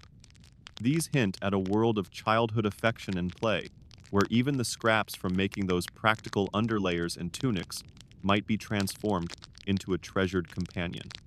It's a gentle reminder that amidst the sagas of warriors and long voyages, there were small hands reaching for comfort, small voices laughing, and a continuous thread of daily life where the needs of the youngest were met with resourcefulness and care. Their undergarments, simple and sturdy, were the first hug of the day, a quiet promise of warmth in a wide, wild world. That quiet promise of warmth in a wide, wild world, especially for the youngest Vikings, was often woven from the familiar threads of wool and linen. These were the textile superstars of the age, the go-to materials for everything from sturdy outer tunics to those essential, softer underlayers. But our resourceful Viking ancestors, living in such close harmony with the natural world, were masters of making the most of what their environment offered. So, it's worth wondering, were there other, perhaps lesser, known or forgotten fibers that might have found their way into their clothing, particularly those all-important undergarments? Let's tug at a few of those more obscure threads. Imagine you're walking through a sun-dappled clearing in the woods, or along the edge of a cultivated field. You might encounter a plant that most of us today try to avoid, the common stinging nettle, Urtica dioica. Your first thought probably isn't, perfect for a cozy new undershirt. More likely, it's, ouch, better steer clear. And yet, hidden within those feisty, stinging stalks are bast fibers that, when processed, can be surprisingly fine, strong, and silky, quite similar in quality to linen or hemp. Nettle fiber has a long, if somewhat overlooked, history of use in textiles across Europe, stretching back thousands of years. It's entirely plausible that Vikings, with their intimate knowledge of local flora, knew how to transform this common weed into wearable fabric. Some might even say they were wearing nettle fiber before it was cool, though they probably just called it Tuesday. The process of turning stinging nettles into soft cloth would have been just as labor-intensive as preparing flax. You'd harvest the mature stalks, carefully, one presumes, perhaps with gloves made of leather or thick cloth. Then, go through stages of retting, soaking to rot away the woody parts, breaking the stalks, scutching to remove the outer bits, and finally heckling or combing to separate and align the fine fibers. It's a lot of effort to ask a plant renowned for its attitude problem to kindly give up its silky core. But the end result could be a yarn that was not only strong, but also capable of being woven into a fabric that was soft enough for next-to-skin wear, especially after a bit of wear and washing. There's a mainstream historical fact here. Besides wool and linen, other bast fibers like nettle and hemp were known and utilized in Viking Age Scandinavia. While hemp was particularly valued for robust items like ropes and sails, archaeological finds and pollen analysis suggest that nettle was also processed, and there's evidence of its use for finer textiles in northern Europe around this period. Then there's hemp, Cannabis sativa. Now, before your mind wanders too far down certain paths, remember that hemp has been cultivated for millennia for its incredibly strong fibers, long before its psychoactive properties became a major focus. In Viking Age Scandinavia, hemp was grown primarily for making ropes, fishing nets, and critically, sailcloth for their famous longships. Those vast woolen sails often had hemp ropes, and perhaps even hemp canvas reinforcing them. Hemp fibers are exceptionally durable and resistant to rot and mildew, which would be a definite plus in the damp Viking climate. You could almost say hemp undergarments would make you naturally resistant to mildew, which isn't a bad feature for clothing that's going to see some action. Could hemp have been used for undergarments? It's possible. While hemp fibers can be quite coarse, especially when processed for utilitarian items like rope, finer processing techniques can yield a softer yarn. Perhaps it wasn't the first choice for a luxurious undershirt if fine linen or well-processed nettle was available, but for a hard-wearing, basic undertunic, or if blended with other fibers, it might have served. Like linen and nettle, it would become softer with repeated washing and wear. Why do we call these forgotten fibers? Largely because wool and linen tend to dominate both the archaeological record and our historical narratives about Viking textiles. Wool preserves relatively well in many soil conditions, and linen, while more fragile, has been found in significant quantities in well-preserved sites. Distinguishing between different processed bast fibers, like flax, linen, nettle, and hemp, once they're just tiny archaeological fragments, can be incredibly challenging without detailed microscopic or chemical analysis. This means that some textiles previously identified as linen might in fact be nettle or even hemp. The precise scale of nettle fiber production, for instance, and its prevalence in everyday Viking Age clothing, particularly for undergarments compared to linen, is still actively being investigated by textile archaeologists and scientists. It's an evolving field of study. It's also possible that the use of these alternative fibers was more localized, depending on what grew abundantly in a particular area, or perhaps they were used by certain segments of the population. Maybe nettle was the go-to for a thrifty farmer's wife who had a large patch growing near her homestead, while a wealthy merchant preferred imported linen. And what about the cozy factor? We've established that well-processed nettle can be surprisingly soft and linen-like. Here's a quirky tidbit that might add to its appeal. Nettle fibers are actually hollow. This hollowness can give them good insulation properties for their weight, meaning a nettle fabric might trap air effectively, much like wool, contributing to warmth, a definite bonus for an undergarment in a cool climate. So, that feisty stinging nettle, after its attitude adjustment through processing, might have offered a unique combination of softness and subtle warmth. It's a testament to Viking resourcefulness that they likely explored and utilized a range of plant fibers beyond the big two. They lived in a world where every resource was valuable, and the ability to transform a common weed or a utilitarian crop into clothing was a vital skill. Whether your undershirt was made of familiar linen, sturdy wool, surprisingly soft nettle, or durable hemp, it represented a connection to the earth and a mastery of ancient crafts. These forgotten fibers remind us that the story of Viking undergarments and their quest for comfort might be even more diverse and textured than we often imagine. That world of Viking textiles, potentially more diverse and textured than we often imagine, thanks to those forgotten fibers, brings us to another rather intriguing question. We've talked about the materials, the construction, the layering, the cleaning, but what about color? Specifically, what about color for those intimate undergarments, the shifts and shirts worn closest to your Viking skin? Was everything beneath the surface a sea of natural creams, beiges, and grays, or did a splash of color ever venture into these unseen realms? It's a question that adds another layer of speculation to our understanding of cozy. Now, your first instinct, and indeed the prevailing understanding, is that undergarments in the Viking Age were predominantly left undyed. This makes a lot of practical sense. Vikings were masters of color when it came to their outer clothing.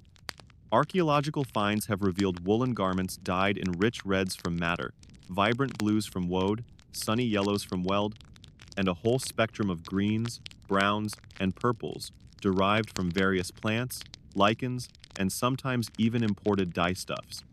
Creating these colors was a skilled and often laborious process, requiring not just the dye materials themselves, which might need to be gathered, cultivated, or traded for, but also mordants like alum or iron to help the dye bind to the fibers and achieve lasting color. It was an investment of time and resources. So, the argument against dyeing your average undershirt or shift is pretty strong. Why expend all that effort and valuable material on a garment that, for the most part, nobody was going to see? Your finely woven, brightly colored outer tunic or your impressively brooched apron dress was your public statement, your way of displaying status, wealth, or simply your personal taste. Your linen undershirt? Its job was to be comfortable, clean, and functional, not necessarily to be a fashion icon in its own right. Imagine if there were Viking sumptuary laws for underwear. Thou shalt not sport matter, red braise, unless thou art a jarl with at least 3 longships. Probably not, but the principle of reserving costly treatments for visible items holds. Furthermore, consider the laundry situation we just explored. Those lye solutions and vigorous beatings against river rocks were pretty harsh. Many natural dyes, especially on linen, which can be trickier to dye than wool, would likely fade, streak, or bleed under such treatment. Who wants their painstakingly dyed blue undershirt to turn a depressing shade of murky pond water after a few washes? Or worse, to turn your skin an interesting, if unintended, shade of blue. Undyed linen also has the advantage of looking visibly clean when it is clean, and it could be bleached by the sun to maintain a fresh, bright appearance. However, humans are complex creatures, and a desire for a bit of hidden luxury or personal cheer isn't exclusive to the modern age. So, let's play devil's advocate and consider the possibilities. Could some undergarments, for some people, have carried a touch of color? Perhaps if you were exceptionally wealthy, a high-status chieftain, or a merchant grown rich on the silver routes, you might indulge in the extravagance of a finely dyed linen undershirt. It would be an almost invisible signal of your affluence, a secret known only to you and perhaps your closest attendants, the ultimate power move in Viking understated luxury. Oh, this old thing? You might say, as a sliver of saffron yellow linen peeks out at your tunic's neck, just my everyday under threads. Beyond pure status, there's simple personal preference. Maybe you just really like the color blue, and having a woad-dyed undershirt, even if no one else saw it, brought you a little bit of joy. Or perhaps if parts of the undergarment were habitually visible, like the cuffs of a cirque sleeves peeking from beneath a sleeveless smoker, or the neckline of an undershirt showing above an outer tunic. These small, exposed areas might have been dyed, or adorned with a band of colored woven braid, even if the main body of the garment remained plain. Here's a quirky thought that might nudge the needle towards the maybe pile for some. Certain dye plants were also associated with medicinal or even magical protective properties in folklore. Woad, for instance, which produces that lovely blue, has a long history of being seen as a protective plant used in body paint by ancient Britons for that very reason. Could such beliefs have translated into wanting even your unseen undergarments to carry a hint of these beneficial colors? It's highly speculative, of course, but it's an interesting intersection of belief, color, and clothing. Perhaps a pale blue undershirt wasn't just for aesthetics, but a subtle amulet against ill fortune or itchy ailments. Another route to colored undergarments could be through recycling. Textiles were incredibly precious. When a brightly dyed woolen outer tunic became too worn or damaged to repair, it wouldn't just be thrown away. It would be cut down, repurposed. Could pieces of such fabric have found their way into underlayers or been used to patch an existing undergarment, thus introducing an accidental splash of color? It's certainly plausible. When we look at the archaeological record, evidence for dyed linen undergarments from the Viking Age is scant. Linen preserves less readily than wool, and dyes on linen are often less stable over centuries in the soil. Most of the vibrant dyed textiles we find are woolen. Whether trace amounts of color detected on some rare, well-preserved linen fragments, presumed to be undergarments, indicate intentional, albeit perhaps light, dyeing, accidental color transfer from more heavily dyed outer layers during wear or in the grave, or even subtle discoloration from the specific burial conditions, is a complex question that textile analysts and archaeologists continue to investigate. It's like a historical whodunit, the case of the tinted tunic. So, while the sensible, practical Viking in you would likely opt for serviceable, undyed underlayers for everyday use, the possibility remains that on occasion, for reasons of status, personal delight, or even a touch of folk belief, a bit of color might have found its way into these most personal garments. It probably wasn't the norm to have a rainbow array of intimates, but a discreetly dyed undershirt for a special occasion, or a shift with a subtly tinted border isn't entirely out of the realm of possibility. It adds a little frisson of surprise, doesn't it? The thought of that stoic Viking warrior, ready for battle, secretly sporting an undershirt in a rather fetching shade of pale green. It just makes them feel a tiny bit more human, a little less like a monochrome figure from a history book, and a little more like us.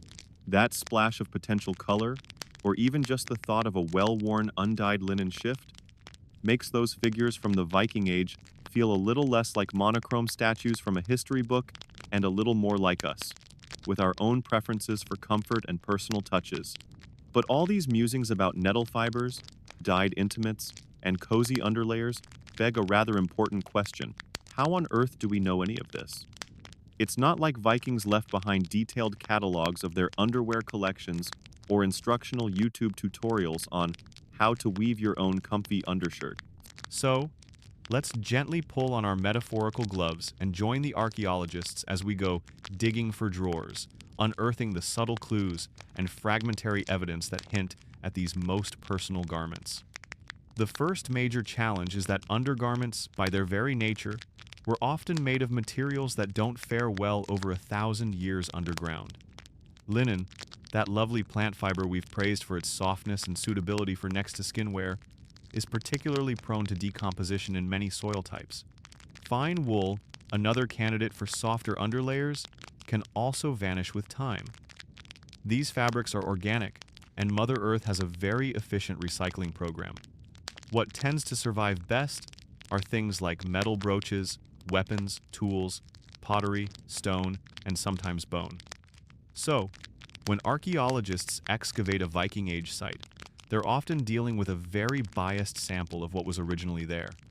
This means that finding actual, identifiable undergarments is incredibly rare, like finding a perfectly preserved sandwich in a 1,000-year-old lunchbox. It happens, but it's an exceptional event. Most textile finds are tiny, fragile fragments, often preserved by sheer luck or very specific environmental conditions. Trying to reconstruct a whole garment from these scraps can be like attempting to assemble a piece of IKEA furniture using only 5% of the parts, a blurry photo, and absolutely no Allen key. It requires immense patience, skill, and a healthy dose of educated guesswork. So, where do these precious clues come from? Sometimes, metal objects unintentionally become textile saviors. When a bronze brooch, an iron belt buckle, or even a coin lies in contact with fabric as it corrodes over centuries, the metal salts can impregnate the textile fibers, effectively mineralizing them or creating a pseudomorph, a fancy word for an imprint or cast of the textile structure on the surface of the corroding metal.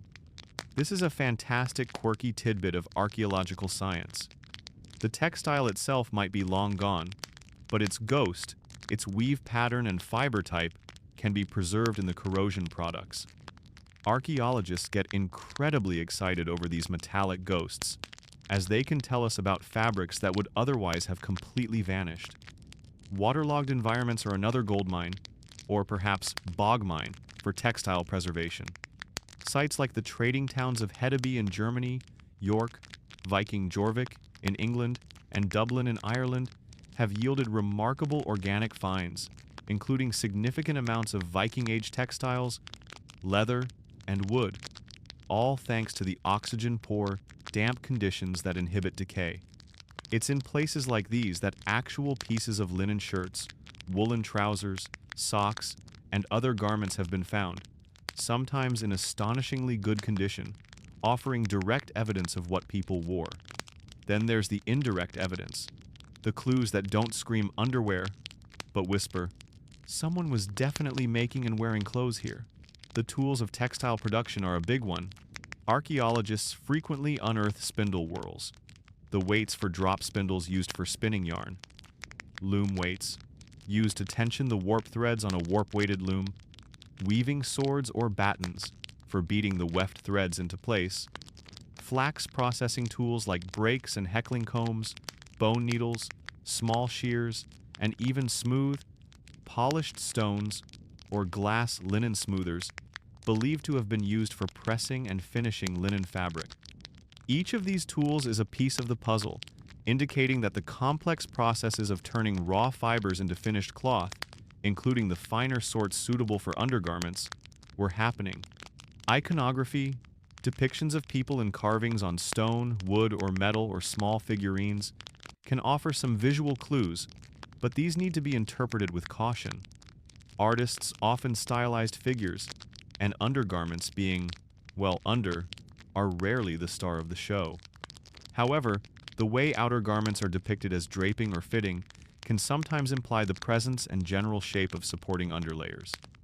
Written sources, like the Icelandic sagas, Norse poetry, or accounts from contemporary travelers from other cultures, such as the Arab diplomat Ibn Fadlan, who described the Rus Vikings, can also contain tantalizing hints about clothing.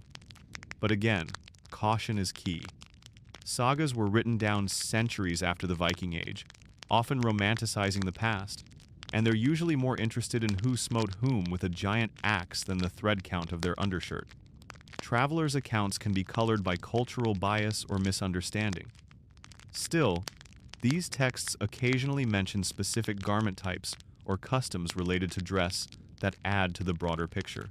Finally, there's the fascinating field of experimental archaeology. Researchers and skilled craftspeople today recreate Viking Age garments using historically accurate materials and techniques. By making and wearing these reconstructions, they gain invaluable insights into how the clothes functioned, how they felt to wear, how they wore out, and how they might have been constructed from the sorts of fragments that archaeologists find. This hands-on approach helps bridge the gap between a tiny, fragile textile scrap and a fully realized garment. So, while complete, unequivocally identified examples of Viking Age undergarments are exceptionally rare, leading to ongoing discussions among researchers about precise cuts and prevalence. A mainstream historical fact. A surprisingly detailed picture does emerge from these diverse threads of evidence. We can identify the likely materials, understand the weaving techniques, and infer the basic shapes of these foundational layers. It's a slow, meticulous process of digging for drawers, both literally and figuratively. But each tiny discovery helps us dress our Viking ancestors in our imaginations with a little more accuracy and a lot more appreciation for their everyday ingenuity. That everyday ingenuity, piecing together a picture of Viking underthings from dusty fragments and subtle clues, really makes you appreciate the effort behind their apparel. But it also brings us circling back to the central, slightly whimsical question that set us on this sleepy journey. Were these threads, these undergarments crafted with such resourcefulness, truly cozy? Or is that just our modern, comfort-loving sensibilities projecting onto a much harsher past? Let's try to weigh the evidence, sifting through the scholarly debates and imagining what cozy might have meant to you as a Viking. First, we need to acknowledge that cozy is a slippery concept, especially across a gap of 1,000 years. Your idea of cozy, as you lie there in your soft bed, perhaps cocooned in fabrics engineered for maximum fluffiness, is likely quite different from what a Viking might have considered comfortable. For us, cozy often implies a certain luxurious softness, a gentle caress against the skin. For a Viking, cozy in their undergarments might have translated to something more pragmatic, being warm enough to function effectively in a chill wind, dry enough after strenuous work to avoid a miserable, bone-deep dampness, and, crucially, not being actively tormented by a garment that chafed, scratched, or restricted movement. If your undershirt stopped your much coarser woolen outer tunic from feeling like you were wearing a friendly but very abrasive sheep, that might have been the peak of cozy. Let's look at the case for surprisingly cozy. Linen, the star material for many of these underlayers, has a secret weapon. It gets softer with age. A brand new, unwashed linen shirt might have felt a bit stiff, even a little crisp. But with each wash, each session of being pounded against rocks and rinsed in the river, and with every day of wear, those flax fibers would gradually break in, relax, and soften, becoming surprisingly smooth and supple against your skin. Think of your favorite old pair of linen trousers or a well-loved linen tea towel. They achieve a comfort that newness can't match. So, your frequently laundered Viking undershirt could indeed have become a very pleasant thing to wear. Then there's the quality of wool.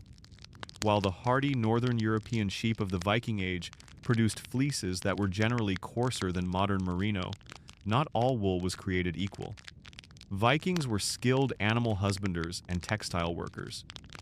They would have known to select finer, softer fleeces, perhaps from younger animals, or specific breeds, or even specific parts of an adult sheep's fleece, for garments intended to be worn closer to the skin if linen wasn't available or practical. Techniques in processing, like careful carding and combing, could also produce a smoother, less scratchy yarn. And while we associate fulling more with outerwear to make it dense and windproof, a lighter fulling process could also soften wool. So, while you probably weren't luxuriating in cashmere-like softness, a woolen underlayer wouldn't necessarily have been an instrument of torture. Perhaps it was less itchy and more character-building, as a stoic Viking might have put it with a twinkle in their eye. And let's not forget those forgotten fibers like nettle. Well-processed nettle fiber, as we discussed, can be remarkably fine and soft, comparable to good quality linen. If you were wearing a nettle fiber shift, you might have been enjoying a level of comfort that would surprise many today who only know the plant by its sting. The very resourcefulness of using such plants speaks to a desire to create the best possible textiles from the available materials. The layering system itself contributed to a sense of coziness. Being able to trap warm air, manage moisture, and adjust your clothing to your activity level and the environment meant you could maintain a more stable and comfortable personal microclimate. That feeling of being well protected and adequately warm is a fundamental aspect of physical comfort. However, we must also consider the arguments for a bit on the coarse side. Even the best hand-processed ancient textiles might not match the consistent softness achieved by modern industrial methods and selectively bred superfibers. If you were to time travel and hand a Viking your softest cotton t-shirt, they might be amazed. Conversely, if you put on a newly made replica Viking undershirt, your first impression might be, a bit rustic. Some surviving archaeological textiles, even after conservation, can feel somewhat stiff or coarse to a modern touch. Though it's hard to say how much of that is original texture versus the effects of centuries underground. The detergents of the day, primarily wood ash lye, were effective but harsh. While great for cleaning, repeated use could take a toll on fabric fibers, potentially making them feel less soft over time, even as it broke down stiffening residues. And if your family was using the special ammonia-rich whitener we hinted at, well, that was also a pretty powerful chemical treatment. The subjective experience of comfort is incredibly difficult to assess archaeologically. Thus, whether the average Viking found their undergarments cozy by their own contemporary standards, or merely tolerable and functional, is a point that invites ongoing discussion and empathetic reconstruction. Perhaps it was a sliding scale. A wealthy jarl or a powerful shield maiden might have had access to finer imported linens, softer wools, and enough changes of clothing that their underlayers were always well worn and comfortable. A poorer farmer, on the other hand, might have made do with rougher, homespun cloth that was more about durability than delight. Though even then, the desire for basic comfort would surely drive them to make it as wearable as possible. You might read their imaginary Yelp reviews. 3 stars.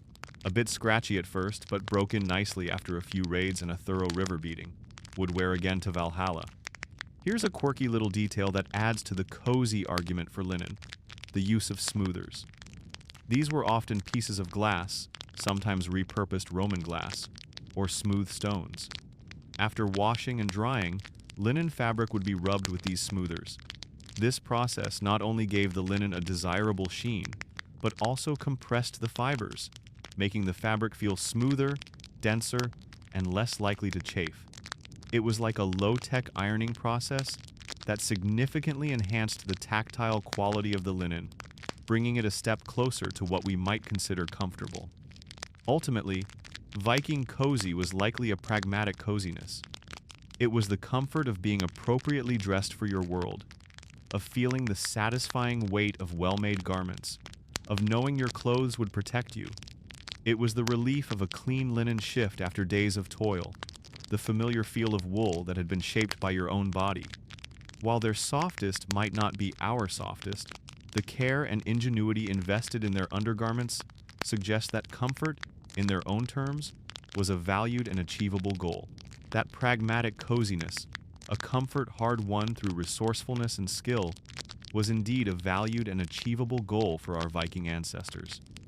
And as we prepare to drift away from their world of fjords and longhouses, it's rather wonderful to consider that their solutions for staying warm, dry, and comfortable have left surprisingly persistent echoes that resonate even in our own 21st century lives.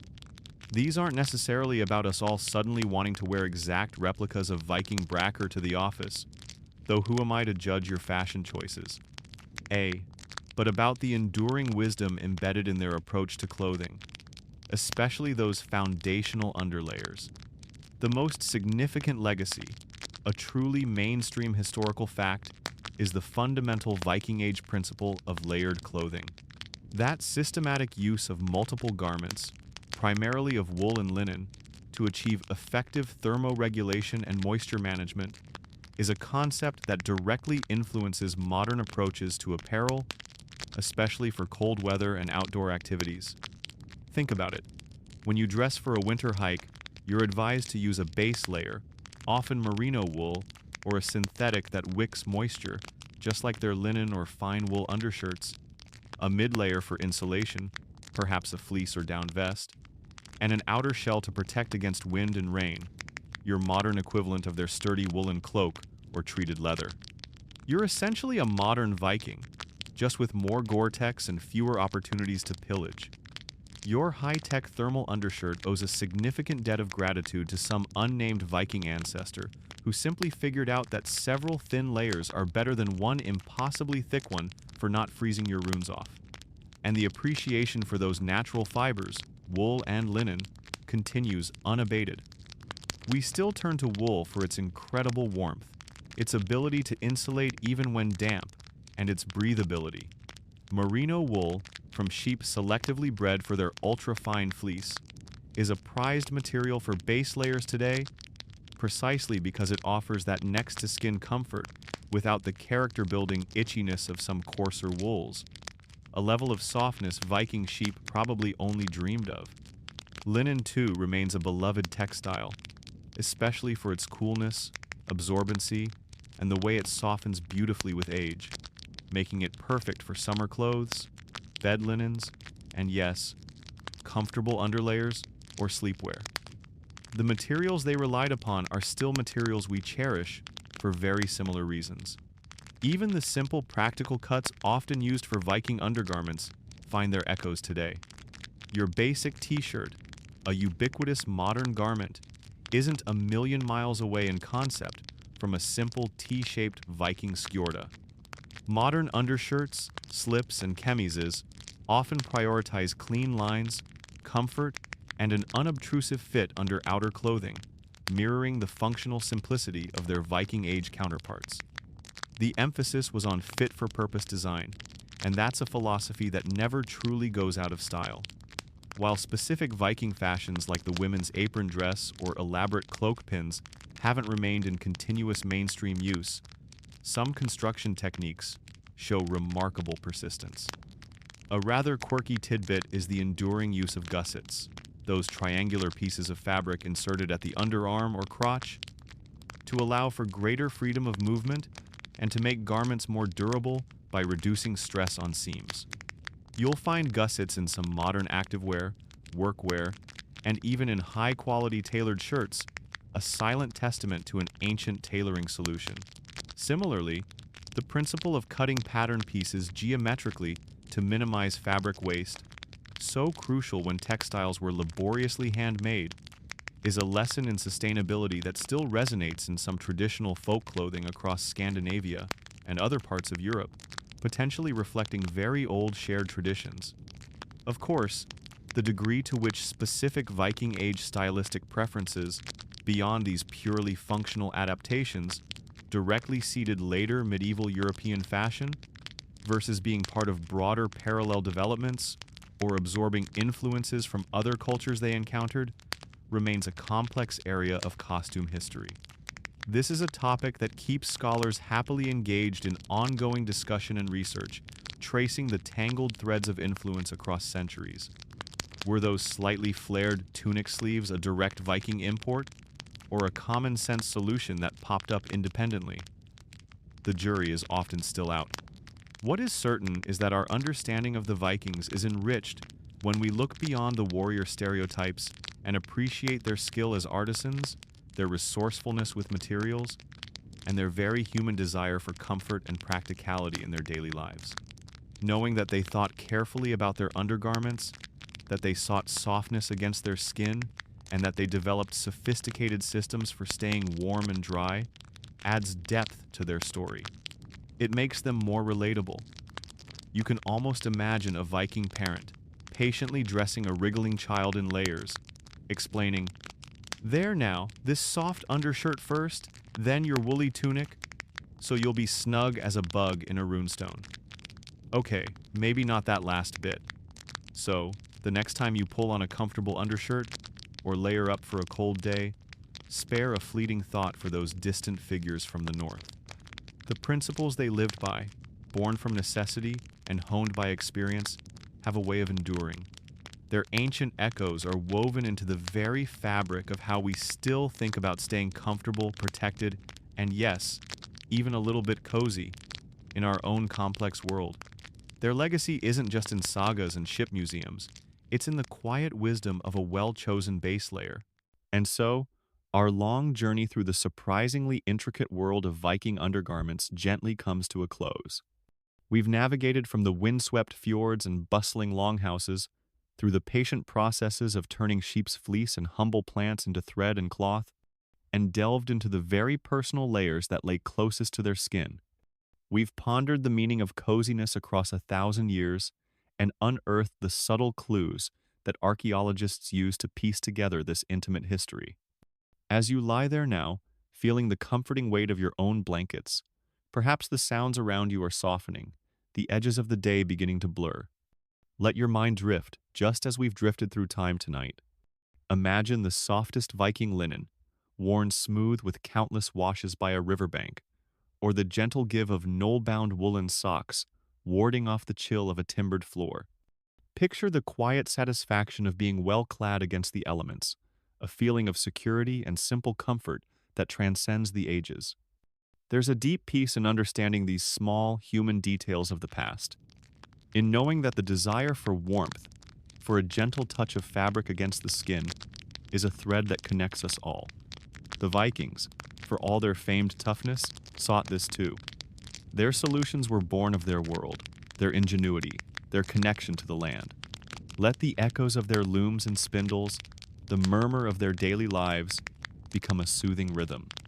Let the images of those ancient textiles, crafted with such care, now become part of the soft tapestry of your dreams. There are no more sagas to tell tonight, only the quiet invitation to rest, to feel secure, to drift into a peaceful and well-deserved sleep, wrapped in the gentle comfort of the fading story. Good night and sweet dreams.